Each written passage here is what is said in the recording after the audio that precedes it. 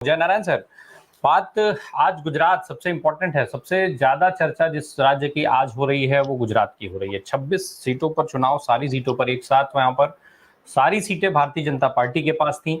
लेकिन 2024 के चुनाव में जो शुरुआत हुई थी वो बहुत नेगेटिव मैसेजिंग के साथ एक हुई थी। जिस तरीके की तस्वीर सूरत की लोकसभा सीट से आई, उसके बाद काफी कुछ जो है वो कहा गया, देश के अंदर काफी कुछ लिखा पढ़ा गया, काफी कुछ चर्चाएं हुई जनता के बीच में भी। इस चीज को लेकर के अलग तरीके से चर्चाएं हुई। कितना असर हो रहा है इन सारी चीजों का गुजरात के इलेक्शन पर? जो अगर हम सीटों की स्थिति को देखें तो मैक्सिमम भारतीय जनता पार्टी के पास है। भाजपा क्या उस मैक्सिमम पर अभी भी दिखाई दे रही है या फिर उस मैक्सिमम में से कुछ कटौती हो रही है इस बार? राय साहब, दो चीजें हैं। एक तो आपने जो कहा वो माहौल था, मगर ये जो क्षत्रिय आंदोलन शुरू हुआ और क्षत्रिय के साथ और भी लोग जुड़ते गए, तो आज करीब 8 सीट ऐसी है जो टच एंड गो सिचुएशन है, और उसमें से 8 में से 4 सीट ऐसी है where BJP in all probability, unless they do any magic, they are losing. So, in Gujarat, there is a considerable change in the trend of the voting and voter pattern, because these villages where Kshatris are there, and with Kshatris now OBC Kshatris also have joined. So the entire village, what they are doing is they are taking the entire village with them. That हम आपके साथ रहते हैं हर समय, तो ये समय हमारे लिए इम्पोर्टेंट है, आप हमारे साथ रहो. तो पूरे विलेज ने सौगंध खाई हुई है कि हम बीजेपी को वोट नहीं देंगे. वो बीजेपी को प्रचार के लिए भी अंदर घुसने नहीं देते. हमारे कैबिनेट मिनिस्टर का खुद का गांव में भी वो गए, कोई उनका किसी ने दाने नहीं डाले इनको. तो ये परिस्थिति आज है. तो मैं मानता हूं कि गुजरात में करीब कम से कम 4 सीट तो बीजेपी गंवा रही है. बाकी की 4 पे कशमकश है. 4 में से 2 भी आ सकती है, 3 भी आ सकती है, 1 भी आ सकती है. मगर anything between 4 plus will go to the India and will be then loss for BJP. और सूरत का जो हादसा हुआ उससे इसका मैसेज गुजरात में तो खराब गया है. जी जी, जय नारायण सर। एक जो अभी पीछे जिस तरीके से हम लोग बात कर रहे थे, तमाम सारी चर्चाएं बीते कुछ समय से भारतीय जनता पार्टी के लिए जो है वो अच्छी खबर के तौर पर नहीं देखी जा रही थी, जिसमें सुप्रीम कोर्ट से आया इलेक्टोरल बॉन्ड पर फैसला था, जिसमें पीएम केयर फंड को लेकर के जनता की तरफ से उठाए गए तमाम सवाल थे। सोशल मीडिया पर जिस तरीके से सवाल पूछे जा रहे थे कि पीएम केयर फंड का क्या हुआ, उसका पैसा कहाँ खर्च किया गया, उस पैसे का मालिक कौन है, कौन उसको कंट्रोल कर रहा है, कहां जा रहा है वो पैसा, इस तरीके के सवाल पीएम केयर फंड को लेकर के आए।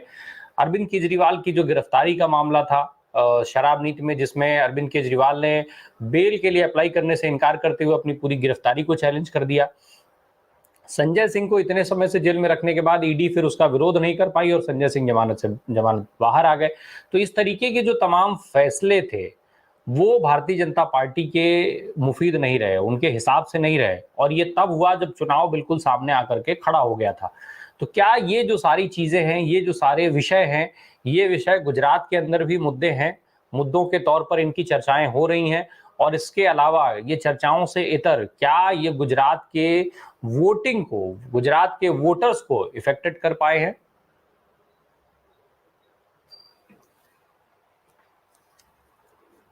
एक मिनट, जरा आंसर म्यूट है आप। हाँ ठीक है बोले बोले, हो गया बोले। आज जो परिस्थिति है, जहां सोचा भी नहीं था वो कंस्टिट्यूएंसीज में भी कश्मकश जारी है. और एक बात ये सबके साथ एक और सौराष्ट्र के लिए हमें याद रखनी चाहिए कि वहां लेउआ और कड़वा पाटीदार, वो दोनों की क्लीवेज भी काफी है. और लेउआ पाटीदार का जो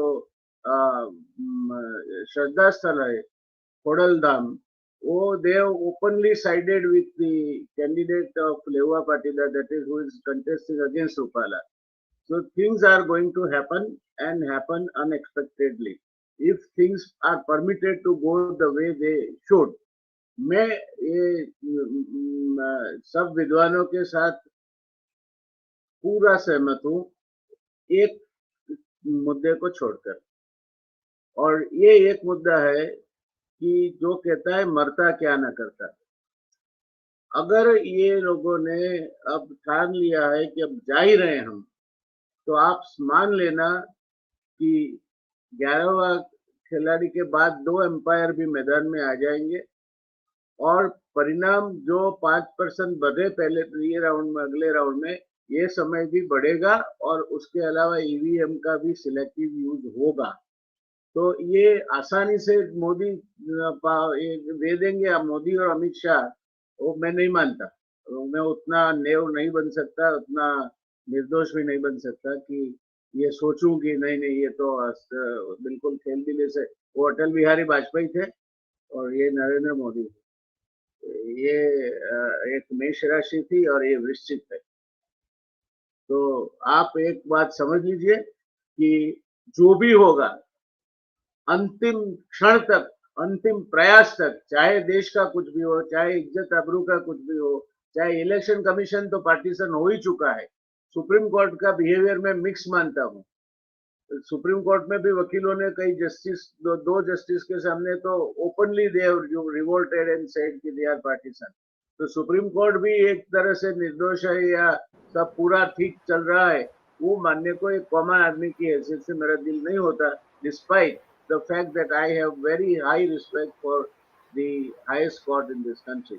मगर ये आसानी से कितना, ये इलेक्शन जो है मेरे ख्याल से ये इनके लिए भी एक खेल है। वो खेला कभी भी बदल सकता है और वो खेले का सबसे बड़ा विलन 2 है।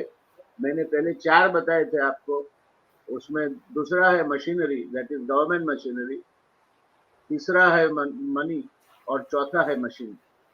तो मशीनरी, मनी और मशीन, ये तीनों का जितना भी उपयोग हो या दुरुपयोग हो सके उतना हो रहा है जी। तो ये मानना कि वोटिंग के परसेंटेज के ऊपर से अगले 5 इलेक्शन में ये हुआ था, इस टाइम भी ये होगा। Exceptions prove the rule and this time perhaps it might be an exception that the country will be fooled very badly और हम लोग बिल्कुल मुंह लटकाए देखा करेंगे कि क्या हो गया। जी जय नारायण सर, जो अभी जिक्र आ रहा था प्रज्वल रेवन्ना का, कर्नाटक की बात कर रहे हैं, चूंकि कर्नाटक में भी आज इलेक्शन हो रहे हैं, 14 सीटों पर आज वहां पर चुनाव, इस समय वोटिंग चल रही है। प्रज्वल रेवन्ना का जिस तरीके का वीडियो आता है, इतने सारे वीडियो जिसका भी नंबर अरुण सर बता रहे थे, कितना प्रभावी मुद्दा होगा ये वहां पर? क्या कुछ ये जो इस तरीके के मामले होते हैं, चूंकि उत्तर प्रदेश की बात करें तो कई सारे मामले हुए, हाथरस खूब चर्चित रहा, बीएचयू में जिस तरीके की घटना हुई उसकी बहुत बहुत चर्चित रहा। इस तमाम केसेज जैसे मध्य प्रदेश की अगर हम बात करें, मध्य प्रदेश में अभी चुनाव हुआ राज्य का, लेकिन जीत उसी भाजपा को मिली जिसके नेता ने जो है एक आदिवासी के शरीर के ऊपर पेशाब किया।